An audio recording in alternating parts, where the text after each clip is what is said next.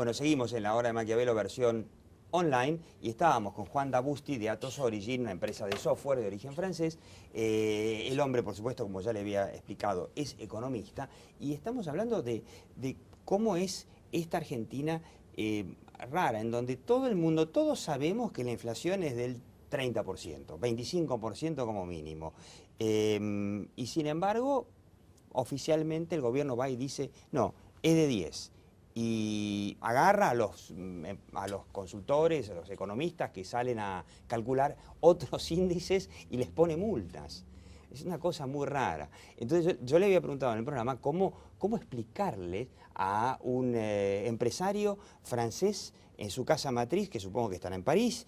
En la Argentina hay 30% de inflación, pero dicen oficialmente 10%. En la Argentina se dan aumentos de sueldo del 30%. Y nosotros, no sé, ¿pueden trasladar a los precios? No, realmente eso no se puede dar. De hecho, hay implícitamente, nosotros negociamos con grandes empresas y nuestro mercado es un mercado de competencia perfecta, porque si vos vas y subís su precio un 30%, claramente el comprador tiene la alternativa de llamarte a la licitación tu servicio. Si bien no lo puede modificar en el corto plazo, en 6 meses vos podés instalar cualquier sistema de gestión en cualquier compañía, entonces tenés que ser competitivo. Entonces para eso tenés que trabajar bajo otro contexto, tenés que manejar la hipótesis de que tenés una inflación del 30%, más allá de la explicación, que en última instancia la explicación te miran como un caso raro, porque viste que Samuelson decía que había 4 economías, países desarrollados, subdesarrollados, Japón y Japón y Argentina. Por eso, lo decía Samuelson. Japón, que no se entiende cómo un montón de piedras logran ser un país tan rico a pesar de todos los problemas que tuvo, y la Argentina nadie entendía cómo un país tan rico puede ser tan atrasado en muchos Lo que te aspectos. miran es la rentabilidad en última instancia. Si vos das rentabilidad positiva y vos podés administrar el contexto, los argentinos estamos acostumbrados en algún aspecto a manejar las crisis, te dan el waiver para continuar. Pero siempre está la discusión de cuándo desinvertimos o no de la Argentina. Esa es realmente una pregunta. Claro, esa es la pregunta. Sí. A la luz de un mercado como el brasilero, que crece, las potencialidades de Brasil, que se está transformando en investment grade, es muchas veces muy difícil de gerenciar. Pero bueno, vos tenés que administrar ese contexto. Lo que tenés que hacer es ver las ventajas competitivas, tenés que trabajar como miembro de una cámara tratando de que, por ejemplo, la ley de software que te da beneficios impositivos para exportar servicios se pueda mantener más allá del 2013. Tenés que trabajar también sentándote a negociar tus precios con las empresas grandes, que son un poco las que nos contratan a nosotros cada 6 meses, manejando hipótesis. Vos no vas a manejar una hipótesis del 30% porque no te la van a convalidar porque les estás afectando el margen directamente a ellos. Y después tenés que trabajar muchísimo en la formación de recursos, porque hoy por hoy, además del problema de la inflación, se está dando que el mercado laboral del sector informático tiene más de 50.000 posiciones abiertas. Entonces, la forma de... Tiene más de 50.000 posiciones abiertas. Eso significa gente que no está capacitada, que no se la encuentra en el mercado. Que no se la encuentra en el mercado, o generamos desde el punto de vista de la educación en universidades públicas y privadas posiciones para no cubrir la demanda de trabajo. Eso es una lástima, porque si nosotros tuviéramos un trabajo conjunto entre la educación pública y privada y las empresas, se podría trabajar tratando de sacar de niveles de pobreza a mucha gente que podría por lo menos ir incorporándose lentamente al mercado laboral, que eso es la clave. Perdóname que vuelva atrás con esto que comentábamos en el programa, que la cultura del trabajo en Argentina, gracias a tantos planes, está desapareciendo. Hay tipos que tienen 5 hijos, entre los 5 hijos saca tranquilamente 2.500 pesos entre la asignación universal por hijo, un plan por acá, otro plan por allá, tranquilamente, sin trabajar, sin mover un dedo. Hoy una familia puede hacerse de unos 5 o 6.000 pesos por mes, sin trabajar. A lo sumo le pedirán que vaya a un acto. El problema no son solamente los planes, sino la educación, porque vos analizás muy microeconómicamente, hablás del sector agropecuario y está con un nivel de tecnificación de altísimo nivel. Entonces la gente que trabajaba en el sector agropecuario no está en condiciones, por ejemplo, de manejar una cosechadora, pues una cosechadora totalmente computarizada, entonces necesita una formación adicional. Entonces, lo que se ha trabajado poco en la Argentina es la formación de carreras duras. Hoy vos hablás con cualquier empresa multinacional e ingenieros de sistemas, de petróleo, en cualquier industria no se consiguen. Entonces me parece que el foco tiene que venir en eso, en el incentivo a la educación, en incentivo para que las empresas incorporen mano de obra joven, que es un poco donde está el desempleo, y además planes de formación de herramientas básicas, que es lo que te permitiría mejorar un poco, no solamente la pirámide en términos de poder incorporar gente que te va a demandar un menor salario, sino también ir manejando esta gran rotación que hay en una industria como nosotros, que es la de servicios informáticos. Claro, sé que tenés gente, más allá de que tenga cultura o no cultura de trabajo, no sé, habría que comparar si el argentino es más laburador que el chileno, por ejemplo. Tenés, se me ocurre, los salarios en dólares más altos de América Latina, por lejos. No, todavía estamos más bajos que Brasil y que Chile, somos más competitivos, ¿sabes? Porque ahí tenés que considerar también que, por ejemplo, Brasil, si bien no ha tenido inflación, tiene una carga laboral de casi el 90%. Y en Argentina es más alta que la Argentina todavía. Entonces todavía somos más económicos que Brasil. Pero, por ejemplo, si vos querés exportar servicios informáticos a Brasil, no hay un acuerdo de tributación. Entonces tenés que pagar un withholding tax del orden del 35%. Entonces eso te hace perder la competitividad. ¿Y para el Mercosur para qué se hizo? No era justamente para eso. El Mercosur, no me cabe a mí analizar el Mercosur, pero digamos, del punto de vista de los servicios informáticos, en el caso de Brasil no nos sirve para nada. No sirve para nada. No, claramente que no, porque si vos estás grabado en 35% en tus costos para prestar servicios a Brasil, podemos ser competitivos en términos de precio, pero incorporar esa variable te saca del mercado.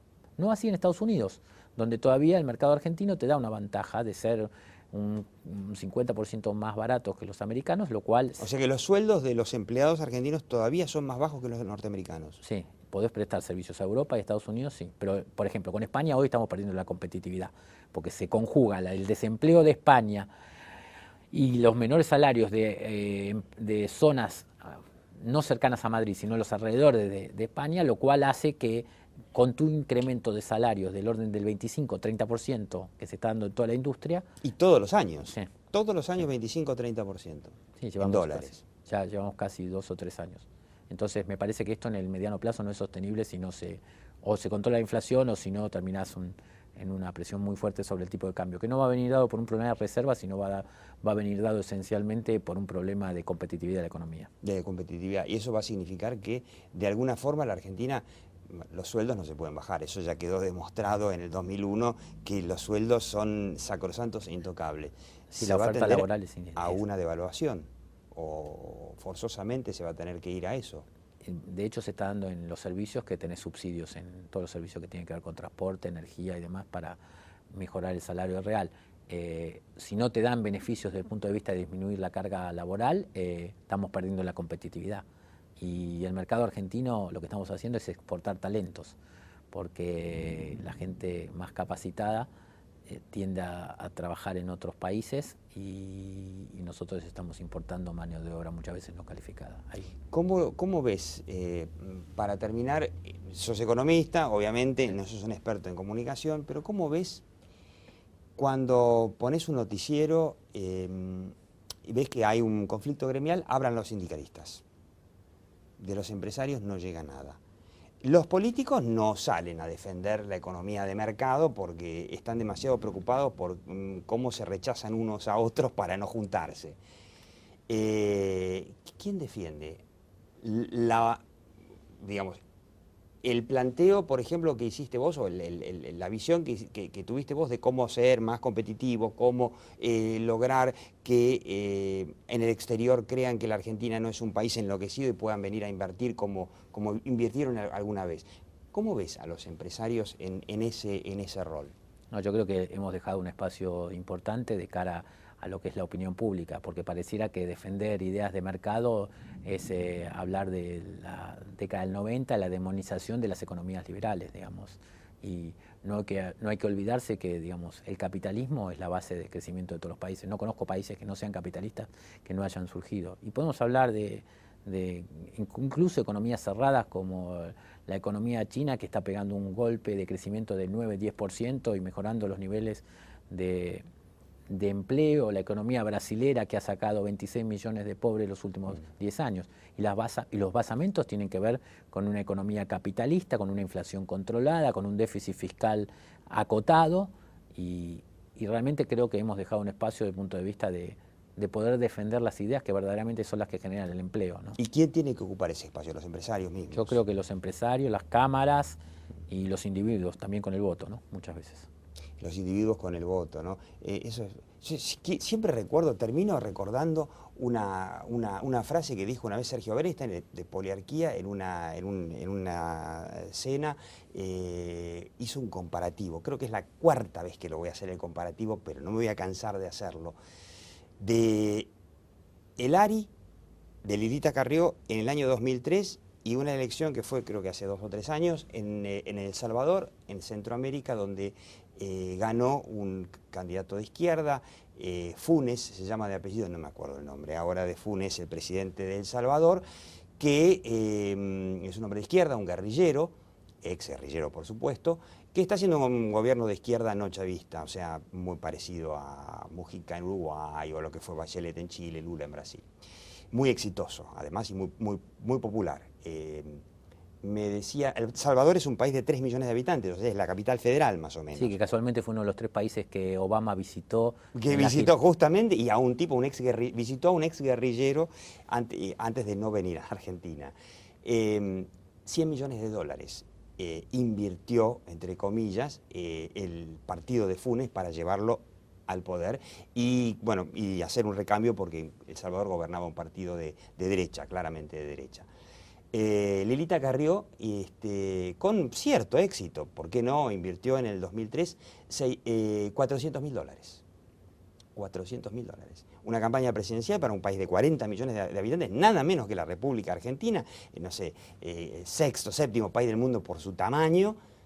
Sí, está bien, sacó 15%, esto es lo que invierte la política en la Argentina cuando no está en el Estado. Y lo que decía Bernstein es, si ustedes quieren algún día que haya política alternativa al gobierno, al partido político del gobierno, hay que empezar a ponerle un poquito de plata y de entusiasmo. A lo menos. ¿No?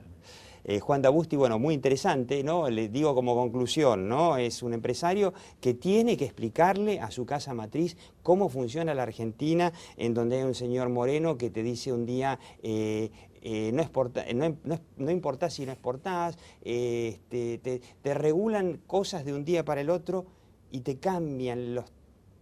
¿Cómo explicarlo?